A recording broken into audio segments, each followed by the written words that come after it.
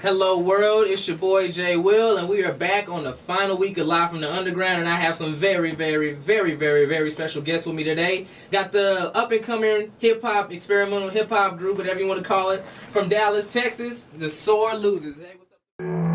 Testing. 1, 2. Is this thing on? Can you all hear me out there? Matt Curtis, bass player. Mic check, 1, 2.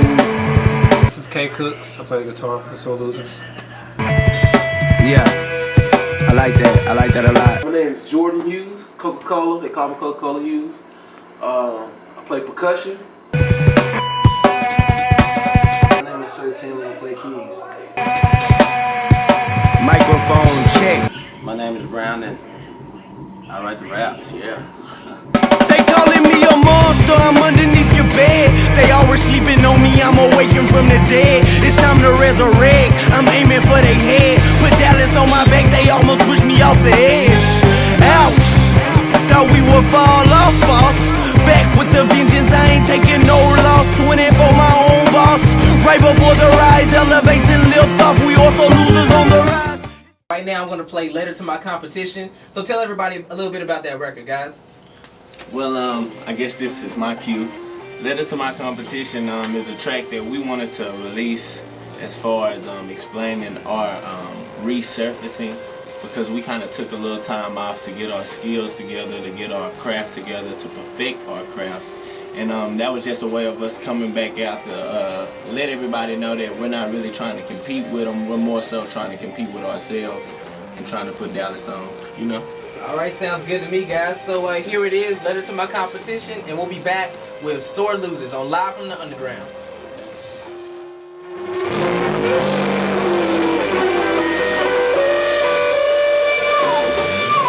I opened up this letter, read to whom this may concern. He wrote it off in cursive, wasn't printed out of types. He told me that I wasn't good enough to be a legend. If I want to live forever, then I have to sacrifice.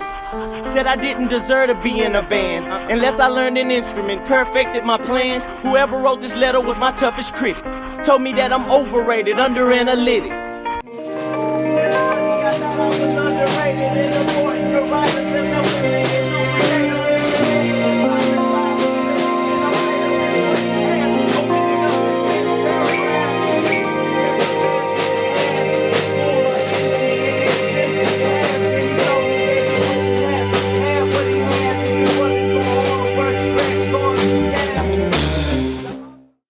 To get a good idea for who you are to the people, like how did the band really get you know, started? How'd you guys form up? First of all, well, Sore Losers was already a group, Blue and Brown. I met Brown at Starbucks while I was getting the brownie.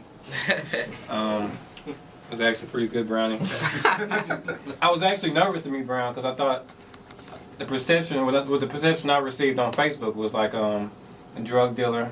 You know, his pants were sagging, so I was pretty nervous. What were you putting on Facebook, man? Well, it wasn't. I mean, it wasn't even like that. It was just me coming from a real secluded family. Like I never watched Law and Order SVU. I watched Pepper Ann. You know what I'm saying? So seeing him just made me scared. So anyway, we talked about it. I just wanted to do one live show with him. I just called cats on Facebook who posted up, "Hey, I play keyboard. Okay, let me message him." And so we just formed. After then, we just started being one cohesive unit, man, and we just became brothers. So that's how it started. You know, that's actually very interesting to say how you guys got together, because like that just sounds like something that was meant to happen. You just talked to them on Facebook, and there they are to come by. That sounds like something that was meant to happen to me. It was, man. Yeah, you know, how did the name sort, like, I know Brown, you're an original member. You know what I mean?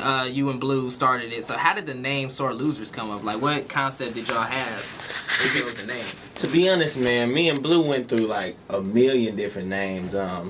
As soon as I had brought him the idea of creating and being a group, I had to please him. He's a real picky person, especially for something that he puts his name on, which I can understand. Right. I'm the same way. I actually got that from him a little bit. But so I was running by names. Hey, Night Walkers. He was like, nah, I don't like that. The Vampires or whatever, you know. So I finally thought, I had put myself in his shoes. I was like, what is something that he would not deny? We're not trying to say we're losers or praise being lame. We don't like losing. There you go. So we are named Sore Losers. We're trying to be successful in everything that we do, whether it be producing or music in general or rapping. We just want to be the best that we can. We're competitive. Exactly. There you go.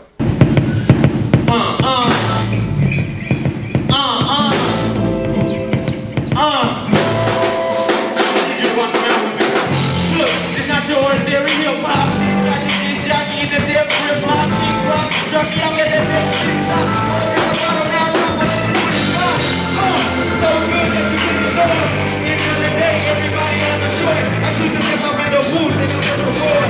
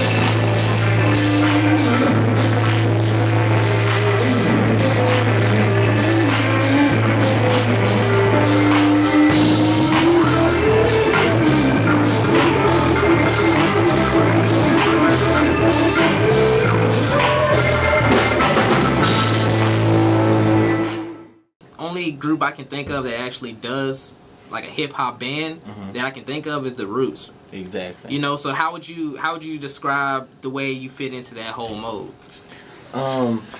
As far as, I guess, when you say whole mode, do you mean an actual genre? Yeah, you know, sound wise, like where do you put yourself? It's real difficult. Yeah, man. we don't put ourselves anywhere. We just, what we do is we come to like a practice room. It's where we all meet up and we practice. Tell them a typical Sore Losers name. Okay.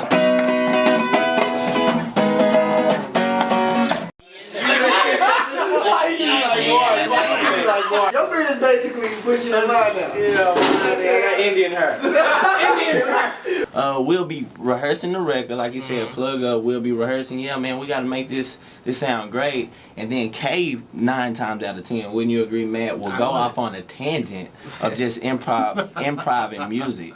So he'll start freestyling with his guitar, just like how I would freestyle words. Really? And he's just freestyling riffs, and then I'll look up, like I'll look up and I'll be like, ooh. As soon as he get there, he'll just give me like a little smirk, and everybody will build on top of that. You'll hear him start coming in with, you know, a different little bass groove, and then.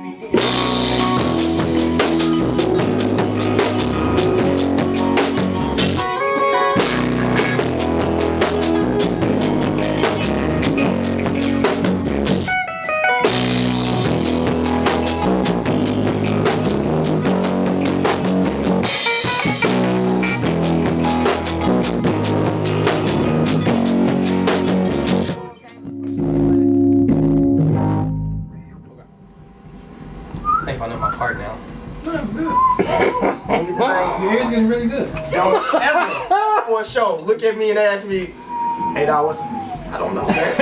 I'm just a keyboard player. I've actually been playing since I was like, probably about junior high. I started off playing trumpet. Oh, really? And You want to know, get his Ford Focus bill. Just go and look at it. Just look I at it. noticed that. Boy, look like a hell. Chicks actually dug me playing piano. I used to play that Carl Thomas song. That dun, dun, dun. That's all you know how to play. So when I finally learned how to play that, I started playing. And like I said, started out playing for my church, whatever, like most of us musicians do.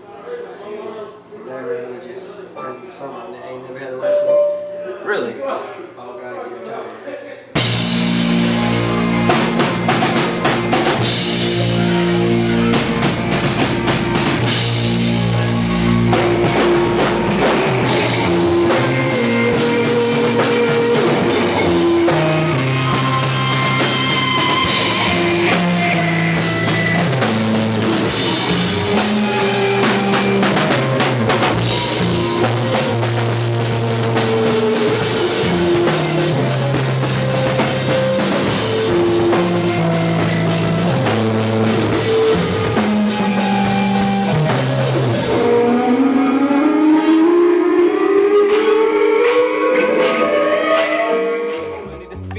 She's spending money she made. She's buying shoes, she's buying clothes every other couple of days. Cause she loves setting new trends. Every weekend that she gets paid, she's going out with her friends in an outfit she just made. Cause she loves wearing that dress. She almost barely fit in. That shows just enough flesh, exposes just enough skin. Cause she loves going on dates with friends who share the same traits. Have jobs that you would call good. Got sushi all on her plate. Has fur attached to her hood. Her hair is dyed and it's cut. Accessories, bracelets, and rings, one thing she couldn't give up. Female Miss Mademoiselle, female Miss Mademoiselle. Addicted to retail, on that run with shorting her stuff. She's just a itty bitty city girl in a material world, living life without a car. Fashion is what she prefers.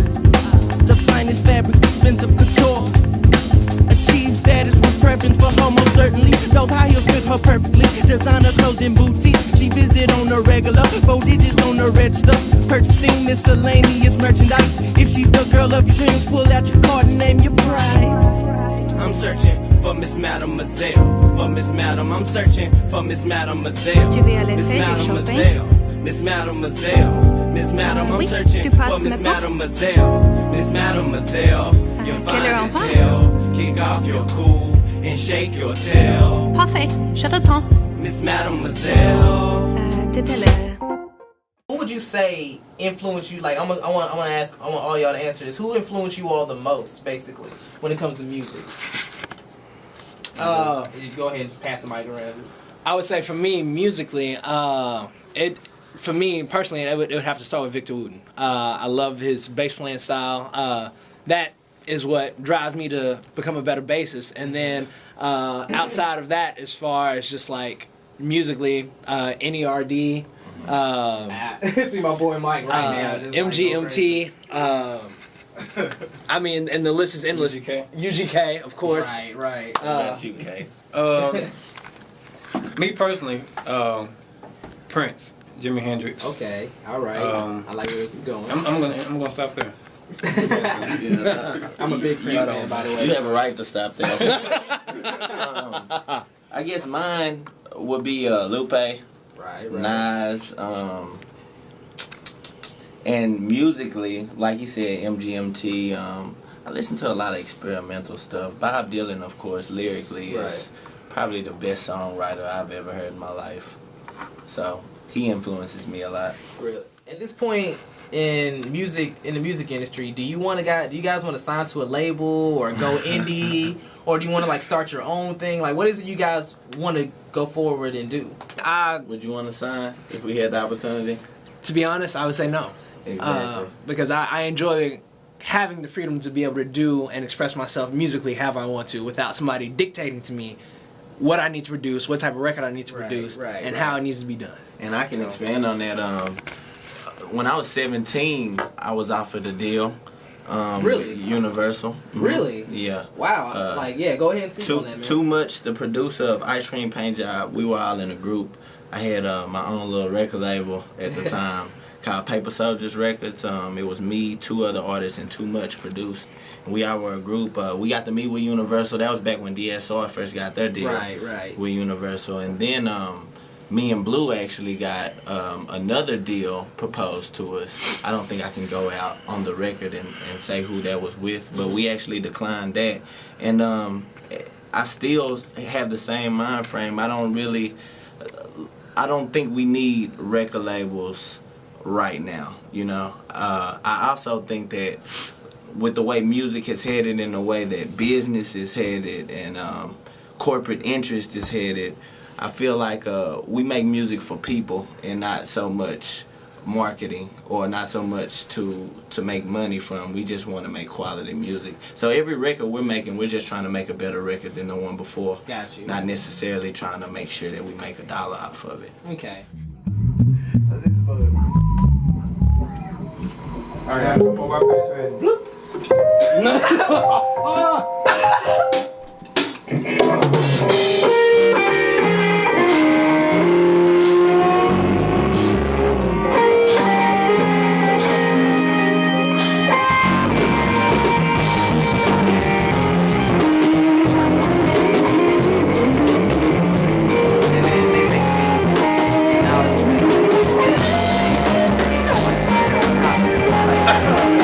Like, not like the medium, like you can play Asia,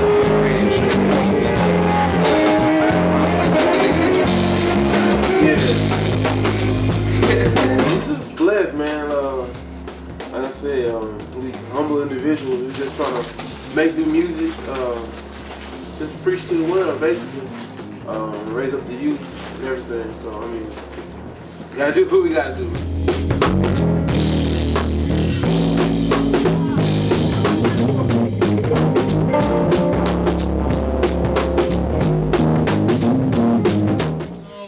Basically, like I said, you guys have been doing big things this year. What would you say is like the highlight of your year so far? Because This whole year, man. This whole year. Do you know what we've done this year? We'll have a cycle. Yeah. December 3rd. First of all, we started off the year. Right. Thanks to TJ. I don't know if I, Yeah, but anyways, TJ you know what I'm talking about. Started off the year, December 31st. We took a road trip. We're an official band, so we took a road trip to California. Like how Blink 182 used to do it. Yeah. So for Ryan Leslie. What? Yes. And where was that? That was Beverly Hills, the Truesdale Lounge. Truesdale Lounge. Yeah. Sorry for messing up you all's name. Go ahead, man. Then next. What was the next gig? The following session after that was the Sundance Music Festival taking place in Film Festival. There we go. Thank you. Sorry, Film Festival. Sundance Film Festival. Utah. Incredible. Snow for days. I loved it. I bet. Right, awesome. Right after that, it was snowing down here in Dallas. We actually got a chance to have the Super Bowl here this year. We actually had to miss that because at the Sundance gig, we got another gig to go to New York, right? Wasn't the Ainsworth? Yeah, man. Yes. Yeah, the Ainsworth, a pretty prestigious, like a 4 or 5 star restaurant in New York. They booked us to provide entertainment for the Super Bowl. That was big because Black Eyed Peas were actually muted on the television while we were streaming Bizarre Celebrations on top of it. I was pretty scared that people was going to like rant and riot because we want Black Eyed Peas. Right, you know what I'm saying? But they was dancing with us. Yeah, jumping up and down and having a good time. I mean, like, if you could always go down and say, hey, you know what I mean, people play my music over Black Eyed Peas, you know what I mean? Yeah, so we only can brag to ourselves. Yeah, exactly. Because we're his bank deposit. It's all over after that. But I got a feeling. Yeah, South by Southwest, man, that was definitely an experience. Oh yes. Yeah, awesome basically, experience. long story short, we've gotten a lot of gigs that we wasn't even doing last year. That we were dreaming, sitting at the house. Me personally, like, man, if I can get in the South by next year, you know what I mean? I'll really be able to prove to my family that I'm progressing. Trying to be an artist and really seeking this this career and this profession. And then that ended up getting shadowed by, eclipsed by Sundance and Ryan Leslie, and then we did the ESPY's post party opening up for Lupe and CeeLo, dude. Come on. So I know you can't. I know you can't really speak on it, but would you say 2012 is going to be even bigger? Well, I'm sorry. To the second power, bro. Real quick, can you explain how you got on Grammy.com? This past maybe like 2 weeks ago, a week ago, we was featured to be on Grammy.com. It was actually on the main site. I was in the car with my mom. I have my own car. It just happened that I didn't have it that day. We was in the same. We was driving, and I was telling her about it, and I just went to Grammy.com, expecting to type in Soul Losers, and it would take us to like this back site. But while I was waiting, I saw LL Cool J and Don Cheadle, and I saw Lady Gaga, and I see a picture of Soul Losers. I'm like, who are these guys? And I clicked on it, man, and it was just really inspiring. I definitely appreciate the opportunity for being on Grammy.com. So check it out, Grammy.com. Find us on there, listen to the new single. And they will be debuting our Euthanasia video. Right. Oh, so you guys are shooting a video for that? Yeah. Okay, can't wait for that. But I'm very, very, very grateful for you guys to come through here. I tried to get you for a while. I really appreciate it. So make sure what information, like where can they find you, like on Twitter, Facebook, or anything like that? At Soul Losers, you can follow us at Soul Losers. We are SoulLosers.com. And what's your Black Planet page again? I can't talk about it. Sorry, TJ. I'm learning, TJ. Like, I'm learning. You know what I'm saying? You're trying to set me up. All right. Well, thanks again, guys, for coming in. And definitely, whenever we come back next semester, I definitely want to get you guys back in here again. We're about to premiere world premiere for euthanasia. You know what I mean? So money, murder, lies. So just describe that record real quick before I drop it, man. Like I just said, money, murder, lies, guns, drugs, and sex. Euthanasia, you can look it up, Wikipedia, you'll learn something. It was just me basically writing. It was I have been in a lot of philosophy classes. I've been doing a lot of research as far as philosophy, sociology is concerned. So this is like a record for all of that. Sip on that. So thanks again, guys, for tuning in. I'm gonna leave you out with Euthanasia by Sore Losers. This is J. Will, end of semester number 1, live from the underground, UTA Radio online all the time.